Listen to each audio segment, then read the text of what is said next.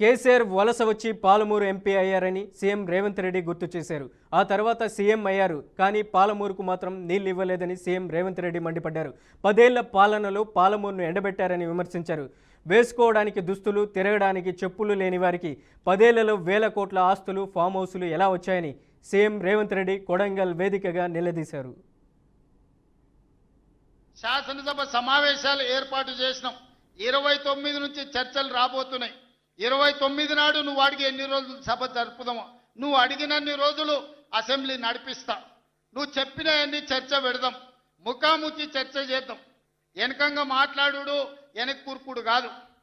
నీళ్ల మీద మాట్లాడతామా, నియామకాల మీద మాట్లాడతామా, నిధుల మీద మాట్లాడతామా, తెలంగాణలో జరిగిన అభివృద్ధి మీద మాట్లాడతామా, రైతు భరోసా మీద మాట్లాడతామా, రైతు రుణమాఫీ మీద మాట్లాడతామా, లేకపోతే ఆడబిడ్డలకు ఇచ్చిన ఉచిత బస్సు మీద మాట్లాడతామా, లేకపోతే నువ్వు ఏం కోరుకుంటావో చెప్పు, షాదీ ముబారక్ మీద మాట్లాడతామా, కళ్యాణ లక్ష్మి మీద మాట్లాడతామా, ఇందిరమ్మ ఇండ్ల మీద మాట్లాడతామా, దేని మీద మాట్లాడతామో చెప్పు, నేను సిద్ధంగా ఉన్నా. చర్చిద్దాం, దేశానికి ఆదర్శంగా నిలబడదాం, సమస్యల మీద మాట్లాడదాం, ఎవరు ఏం చేసినరో చెప్పుకునే అవకాశం కల్పిస్తాం. రాండి, మీరు మొహం చాటేసి ఫామ్ హౌస్లో పడుకొని మీరు ఖాళీగా ఉన్నప్పుడు పార్టీ ఆఫీసులు వచ్చి 10 మంది చెంచాలను పెట్టుకొని ఆ 10 మంది చెంచగాళ్ళ ముందల నువ్వు పొంకనాలు కొట్టుడు కాదు. నిజమైన చర్చ అసెంబ్లీలో చేద్దాం. ప్రజలు ఎన్నికలు ముగిసినాయి, అసెంబ్లీలో చర్చ చేయమని చెప్తారు. ఎవరు ఏం మాట్లాడతారో ప్రజలు వింటారు. విఘ్నులైన ప్రజలు తీర్మానం చేస్తారు. తెలంగాణలోని గ్రామ పంచాయతీలకు నిధుల విడుదల విషయంలో కేంద్ర మంత్రి బండి సంజయ్ కాంగ్రెస్ ప్రభుత్వంపై విరుచుపడ్డారు. నెల రోజుల్లోగా పంచాయతీలకు నిధులు విడుదల చేయాలని, లేని పక్షంలో హైదరాబాద్ నడిబొడ్డున రాష్ట్ర సర్పంచులు, ఉప సర్పంచులతో భారీ పరేడ్ నిర్వహిస్తామని డెడ్లైన్ విధించారు. గ్రామాలకు నిధులు వచ్చే వరకు పోరాటం ఆపేది లేదని, రాష్ట్ర ప్రభుత్వం మెడలు వంచైనా నిధులు సాధిస్తామని బండి సంజయ్ హెచ్చరించారు. పార్టీ గుర్తుతో పంచాయతీ ఎన్నికలు నిర్వహించి ఉంటే కాంగ్రెస్ పార్టీకి ఒక్క సీటు కూడా వచ్చేది కాదని ఆయన ఎద్దేవా చేశారు. గ్రామ పంచాయతీలకు కాంగ్రెస్ పార్టీ ప్రభుత్వం ఎన్ని నిధులు ఇచ్చింది విడుదల చేయాలి, శ్వేతపత్రం విడుదల చేయాలి. 1 మంత్ లోపల మీరు వెంటనే యుద్ధ ప్రాతిపదికన గ్రామ పంచాయతీలకు నిధులు విడుదల చేయాలి. ఎలక్షన్ కోడ్ రాకముందే నిధులు విడుదల చేసిన తర్వాతనే ఎన్నికలు నిర్వహించండి. మీరు రాష్ట్ర ప్రభుత్వం కనుక 1 మంత్ లోపల గ్రామ పంచాయతీలకు నిధులు విడుదల చేయకుంటే రాష్ట్ర ప్రభుత్వం మెడలు వంచే బాధ్యతను భారతీయ జనతా పార్టీ తీసుకున్నారు. 100%. నిద్ర ఓనియా మేము నిద్ర ఓనిచ్చే ప్రసక్తి లేదు. రామచంద్ర గారి నేతృత్వంలో ఈ తెలంగాణ రాష్ట్రంలో గెలిచిన సర్పంచులు అందరితోని, వార్డు మెంబర్లు, ఉప సర్పంచులు అందరితోని హైదరాబాద్ నడిబొడ్డున పరేడ్ చేస్తాం. ముఖ్యమంత్రి గారిని కలుస్తాం. ఈ కాంగ్రెస్ పార్టీ మెడలు వంచాం. ప్రజల లోపల తిరుగుబాటు ఏందో చూపెడతాము. ఇలా భారతీయ జనతా పార్టీ గెలిచిన సర్పంచులు, వార్డు మెంబర్లు, ఉప సర్పంచులు, దాంతోపాటు భారతీయ జనతా పార్టీ కార్యకర్తలు దమ్మెంతో పక్కా చూపట్టి తీర్థం దండపరచండి.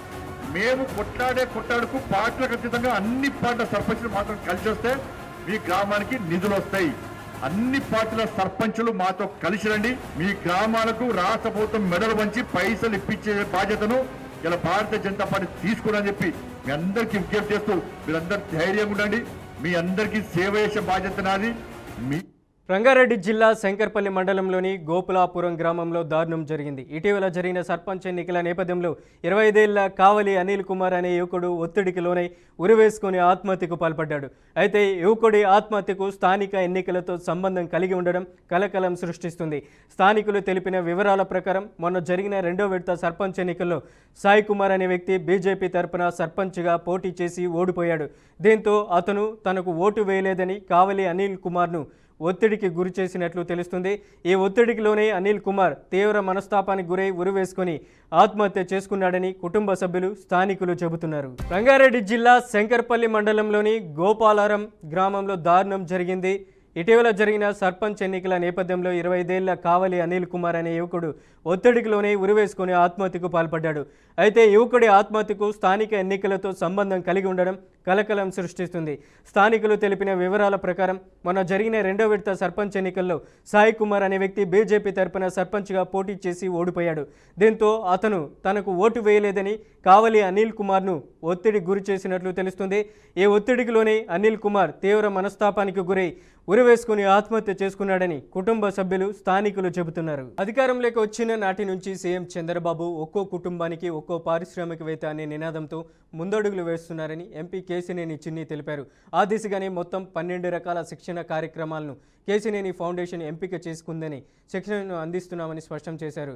మష్రూమ్, తేనె పరిశ్రమ, పేస్ట్ కంట్రోల్, అలాగే దోమల నివారణ, బొద్దింకల నివారణ, ఇతర శిక్షణ కార్యక్రమాలను అందిస్తున్నామన్నారు.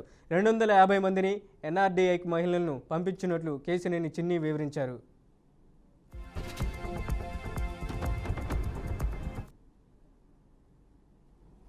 గౌరవ ముఖ్యమంత్రి నారా చంద్రబాబు నాయుడు గారి ఆదర్శాలు, మా గౌరవ ఎమ్మెల్యేలు బాండవమ్మ గారు, గద్దె రామ్మోహన్ రావు గారు, నన్ను అంతేకాకుండా మీరా గారు, బుద్ధ వెంకన్న గారు, వీరందరి ఆలోచన ప్రతిరూపమే ఈ ట్రైనింగ్. మనం చూస్తే నేను రాజకీయాల్లోకి కొత్తగా వచ్చిన నన్ను చెయ్యి పట్టుకుని నడిపిస్తా, నేను ఏ విధంగా వెళ్ళాలని నాకు సలహా సూచనలు ఇచ్చిన వ్యక్తులు ఇక్కడ ఉన్న వ్యక్తులు. వీరందరూ కూడా నన్ను సహకరించి నన్ను ఈ విధంగా నడిపించి, నేను ఎలక్షన్స్ సమయంలో కూడా నన్ను ఈ విధంగా కార్యక్రమాలు చేస్తే బాగుంటాయని నన్ను గైడ్ చేసిన వ్యక్తులు. అధికారంలోకి వచ్చినాక గౌరవ ముఖ్యమంత్రి నారా చంద్రబాబు నాయుడు గారి నినాదం ఒకటే, ఎన్ ఎంటర్ప్రెనర్ ఇన్ ఏ ఫ్యామిలీ అనే ఒకే ఒక్క నినాదం. కానీ మనం చూస్తే ఇవాళ ఎన్టీఆర్ జిల్లాలో ఎంతోమంది మెప్మా, డాక్రా సంఘాలు ఉన్నాయి. అందరికీ కూడా ఫైనాన్షియల్ సపోర్ట్ ప్రభుత్వం నుంచి వస్తుంది. కానీ డైరెక్షన్ రైట్గా లేదు. ఏ విధంగా చేస్తే మా సంపాదన బాగుంటుందనే ఆలోచనలో ఎవరికాళ్ళు ఉండటం వల్ల ఇప్పుడు లేటెస్ట్ టెక్నాలజీస్ ఏది చేస్తే వాళ్ళ అవకాశాలు బాగుంటాయని మేము నేషనల్ ఇన్స్టిట్యూట్ ఆఫ్ రూరల్ డిజైన్తో కూర్చుని ఎమ్మెల్యేలతో కూడా ఎప్పటికప్పుడు డిస్కస్ చేస్తున్నాం. ఇది కూర్చుని ఒక 10 ఐటమ్స్ని మేము రూపొందించుకున్నాం. దాంట్లో ముఖ్యంగా మనం చూస్తే మష్రూమ్ కల్టివేషన్, తేనె పరిశ్రమ, పెస్ట్ కంట్రోల్, వీటికి తోడు లంబాడీ డ్రెస్సెస్ అండ్ జ్యువెలరీ. ఎందుకంటే కొన్ని నియోజకవర్గాల్లో ఇట్లా మొత్తం 12 ప్రోడక్ట్స్ మేము తీసుకుని ఈ డిసెంబర్ నెలలోనే సుమారు 250 మందిని పంపించాం. NIRD national institute of rural design హైదరాబాద్కి పంపించి ఒక్కొక్క వ్యక్తికి వారం రోజులు ట్రైనింగ్ ఇవ్వడం జరిగింది. వీటి ద్వారా ట్రైనింగ్ ఇవ్వటమే కాకుండా రేపు రాబోయే కాలంలో వీళ్ళు తమ సొంత కాళ్ళ మీద వాటిని ఉత్పత్తి చేసి చివరికి మార్కెటింగ్ సపోర్ట్ కూడా మేమందరం కలిసి మీకు అందజేస్తామని తెలియజేస్తున్నాం. ఇవాళ ములుగు జిల్లా తాడ్వాయి మండలం మేడారంలో ఆదివాసీ సాంప్రదాయాల ప్రకారం ఉదయం గోవిందరాజును, పగిడిద్దరాజును పూజారులు ప్రతిష్ఠించారు. ఈ కార్యక్రమంలో మంత్రి సీతక్క, జిల్లా కలెక్టర్ దివాకర, ఎస్పీ సుధీర్ రామ్నాథ్ కేకన్, జాతర కార్యనిర్వహణాధికారి వీరస్వామి తదితరులు పాల్గొన్నారు. ఈ సందర్భంగా భక్తులను గద్దెల ప్రాంగణంలోకి రానివ్వకుండా భద్రతా ఏర్పాట్లు చేశారు. ఈ కార్యక్రమంలో సమ్మక్క సారాలమ్మ, పగిడిద్దరాజు, గోవిందరాజు పూజారులు కుటుంబాలు పాల్గొని కార్యక్రమాలను విజయవంతంగా నిర్వహించారు. జిల్లా సరిహద్దుల మార్పులపై విడుదల చేసిన ప్రిలిమినరీ నోటిఫికేషన్లో మార్కాపురం జిల్లా కేంద్రంగా 21 మండలాలతో కొత్త జిల్లాను ఏర్పాటు చేయడాన్ని సిపిఎం, మార్కాపురం టౌన్ మండల కమిటీలు స్వాగతించాయి. అయితే నోటిఫికేషన్లో దర్శి నియోజకవర్గాన్ని మినహాయించడాన్ని తీవ్రంగా వ్యతిరేకిస్తున్నట్లు సిపిఎం ప్రకటించింది. ప్రకాశం జిల్లాలో పశ్చిమ ప్రాంతంగా ఉన్న మార్కాపురం, ఎర్రగొండపాలెం, గిద్దలూరు, కనిగి, దర్శి 5 నియోజకవర్గాలు ఒకే భౌగోళిక, ఆర్థిక, సామాజిక సంబంధాలతో అనుసంధానమై ఉన్నాయని సిపిఎం పేర్కొంది. ఈ 5 నియోజకవర్గాలను కలిపి మార్కాపురం జిల్లాగా ప్రకటించాలనేది తమ స్పష్టమైన డిమాండ్ అని తెలిపింది. ప్రభుత్వం విడుదల చేసిన నోటిఫికేషన్లో దర్శి నియోజకవర్గాన్ని మినహాయించడం అన్యాయమని సిపిఎం విమర్శించింది.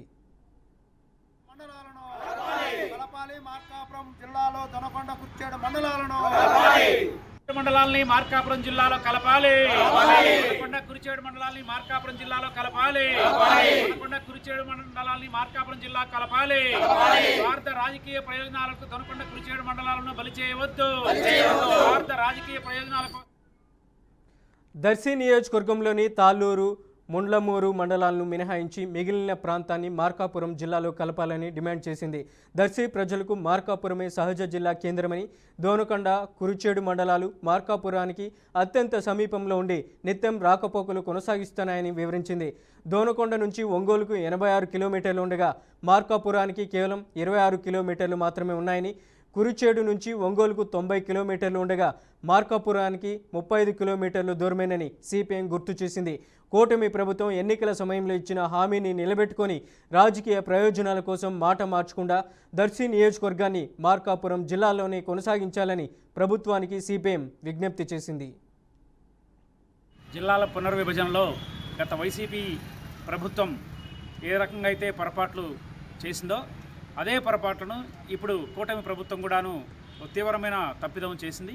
అదేంటంటే ప్రకాశం జిల్లాను రెండుగా డివైడ్ చేస్తాం, మార్కాపురం ప్రాంత వాసులకి వాళ్ళ కళ నెరవేరుస్తాం, మార్కాపురం జిల్లా చేస్తామని చెప్పి కూటమి ప్రభుత్వం ఎన్నికలకు ముందు వాగ్దానం చేసింది. ఆ వాగ్దానంలాగా నిలబెట్టుకోకుండా దాంట్లో జిమ్మిక్కులు చేసి 5 నియోజకవర్గాలు మార్కాపురం జిల్లాగా, 5 నియోజకవర్గాలు ఒంగోలు జిల్లాగా చేస్తానని చెప్పి హామీ ఇచ్చిన కూటమి ప్రభుత్వం ఆ మాట తప్పి దర్శి నియోజకవర్గాన్ని విభజించి కేవలం దర్శి లేని మార్కాపురం జిల్లాగా ప్రకటించింది. తీవ్రంగా ఈ పొరపాటైన విషయం. దర్శి నియోజకవర్గంలో ఉండేటువంటి ముండ్లమూరు, తాళ్ళూరు మినహా మిగతా మండలాలన్నింటినీ దొనకొండ, కురిచేడు, దర్శి మండలాలని మార్కాపురం జిల్లాలో కలపాల్సినటువంటి అవసరం ఉంది, అవకాశం కూడా ఉన్నది. ప్రజలు కూడా అదే రకంగా కోరుకుంటున్నారు. కానీ ప్రభుత్వం తమ రాజకీయ ప్రయోజనాలకు అనుగుణంగా మార్కాపురం జిల్లాను విభజన చేసింది అనే దాంట్లో తప్పనిసరిగా అతిశయోక్తి లేదు, తేడా లేదు. ఇది చాలా దుర్మార్గమైన చర్య. అందుకని దర్శి నియోజకవర్గంలో ఉండే దొనకొండ, కురిచేడు మండలాలని తప్పనిసరిగా మార్కాపురం జిల్లాలో కలపాలని భారత communist party Marxist CPM demand చేస్తూ ఉంది. ఆ ప్రాంత ప్రజలు గత 60 సంవత్సరాలుగా వెనుకబాటుకు గురైనారు. ఒంగోలుకు సుదూర ప్రాంతంలో దొనకొండ, కురిచేడు మండలాలు ఉన్నాయి. మళ్ళీ జిల్లాలు డివైడ్ చేసే సందర్భంలో మార్కాపురం జిల్లాకి 15 నుంచి 20 కిలోమీటర్ల దూరం మాత్రమే దొనకొండ, కురిచేడు మండలాలు ఉన్నాయి. కానీ అంత దూరంలో 100 కిలోమీటర్ల పైగా ఉండేటువంటి ఒంగోలులో రాష్ట్ర ప్రభుత్వం మెడ మీద తలకాయ లేకుండా వ్యవహరించింది. ఇది తీవ్రమైనటువంటి తప్పు, ఆక్షేపణీయం. జిల్లాల పునర్విభజనలో గత వైసీపీ ప్రభుత్వం హైదరాబాద్ పాత బస్తీలో శాంతి భద్రతలకు విఘాతం కలిగిస్తున్న రౌడీ షీటర్లే లక్ష్యంగా సౌత్ జోన్ పోలీసులు భారీ స్పెషల్ డ్రైవ్ నిర్వహించారు.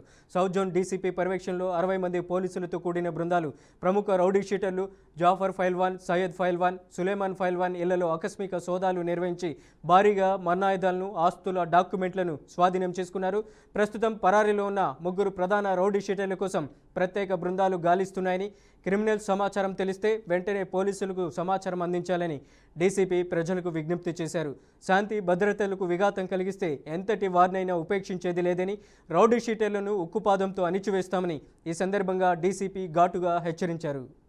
3వ తారీఖు రాత్రి మీ అందరికి తెలుసు, ఓ జునద్ అనే పర్సన్ని జఫర్ పహల్వాన్ ఒక పిల్లలు ఎవరైతే ఉమర్ బిన్ జాబ్రీ, అలీ బిన్ జాబ్రీ ಅವರು ఆయనతో పాటు వాళ్ళ టీం మొత్తం మీద 12 మంది ఈ కాన్స్పిరసీ చేసి ఈ నెల 3వ తారీఖు నైటు మర్డర్ చేయడం జరిగింది. ఆ మర్డర్లో భాగంగా ఇప్పటి వరకు మేము అవుట్ ఆఫ్ 12 మందిలో 8 మందిని అరెస్ట్ చేసినాము. రిమైనింగ్ వాళ్ళు అబ్స్కాండింగ్ ఉన్నారు. దాని గురించి స్పెషల్గా టీమ్స్ ఫామ్ చేసి అదే పని మీద తిరుగుతున్నాను. దాంట్లో భాగంగా ఏదైతే ఇప్పుడు ఈ అబ్స్కాండింగ్ ఉన్నారో ఎవరైతే ఆ నేమ్స్ ఇప్పుడు అంటే ఇన్వెస్టిగేషన్ నడుస్తుంది కాబట్టి ఆ నేమ్స్ మీకు చెప్పకూడదు కాబట్టి ఈ అబ్స్కాండింగ్ ఉన్న పర్సన్స్ జఫర్ పహల్వాను, దాంతోపాటు సయ్యద్ ఆ ఇంట్లో ఉన్నారని చెప్పి ఇన్ఫర్మేషన్ వస్తే మేము ఇవాళ మార్నింగ్ 6 టీమ్స్తోని స్పెషల్గా మా గౌరవ డీసీపీ సార్ ఇచ్చిన ఇన్స్ట్రక్షన్స్ దాని ప్రకారం స్పెషల్ టీమ్స్ ఫామ్ చేసి దాన్ని యాజ్ పర్ ది లీగల్గా సెర్చ్ వారెంట్ కూడా తీసుకొని